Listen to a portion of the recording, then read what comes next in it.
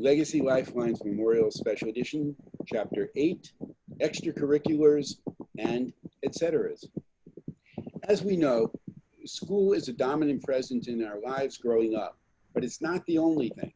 We also have downtime, aka playtime, fun time, me time, wasted time, de-stress time, or simply anxiety time for parents. So, without further ado, here's Much Ado About Nothing. Hey, I'm a parent, okay? Was your loved one involved in any sports activities in school? How many years did they participate? Did they ever want to play on the college or professional level? What was the biggest achievement? What was the best sports-related memory? Did they ever play with anyone that went on to become a superstar? Any good stories to share? What clubs or organization was your loved one a member of in high school? Did they ever hold an official title? Did they stay engaged even after they graduated? Were they ever involved in theater? What did they do? Did your loved one do any traveling during or immediately after high school?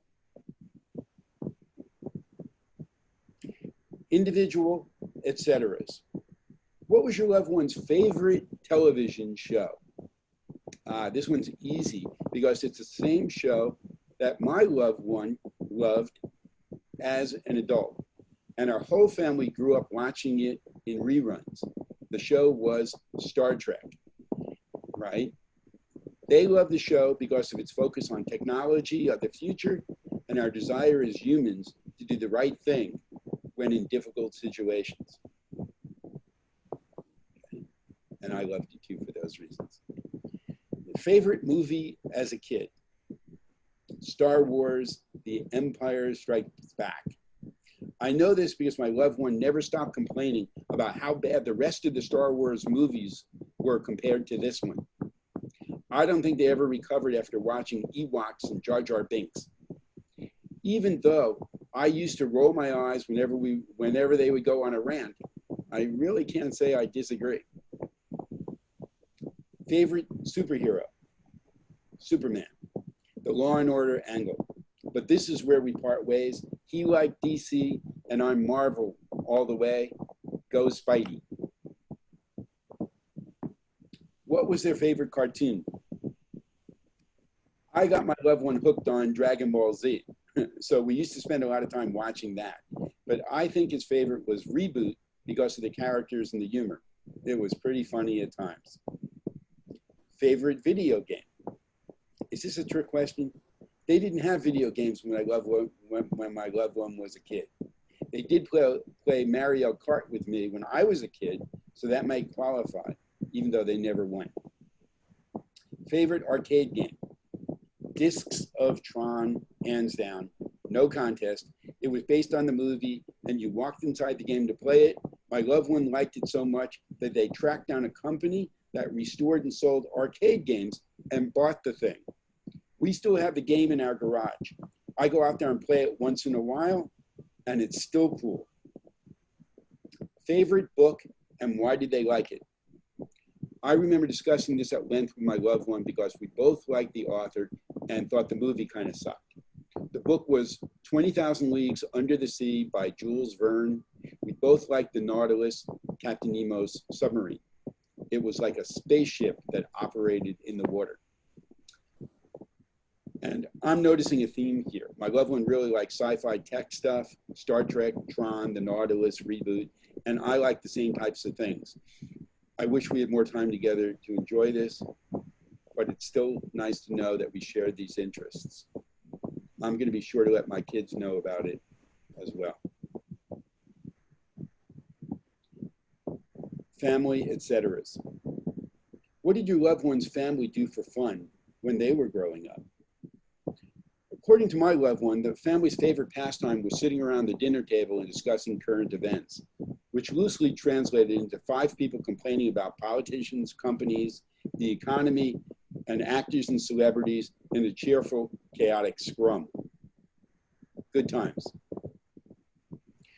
Was there a favorite vacation or travel destination that your family visited regularly?